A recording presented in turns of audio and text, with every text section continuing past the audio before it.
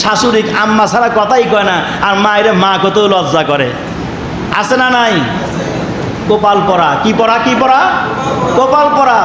এই ব্যক্তি সারা জীবন ইবাদত বন্দেগী করেও যদি আল্লাহর কাছে যাইতে চায়, আর মা আর বাবা যদি বলে যে আল্লাহ আমার সন্তান আমাকে কষ্ট দিছে, শুধু এইটুকুনি শেষ, আর দোয়া করা দরকার নাই, ওইটুকুনি আমতাহাবাতাল আমাল, সন্তানের হজ যাকাত কুরবানি ইফতারি কোরআনো, কোটি কোটি টাকা দান, ওই যে আপনার প্যাকেটিং করে তেল সাবান চাউল আটা খেজুর বস্তা বেঁধে বেঁধে রিলিফ করবেন, ছবি তুলে তুলে মানুষের দেখাইবেন, আর মা বাবার কলিজায় কষ্ট দিয়ে রাখবেন, সব মাটির নিচে দাফন করে দিবেন শুধু মা বাবার বদদুয়ার কারণে।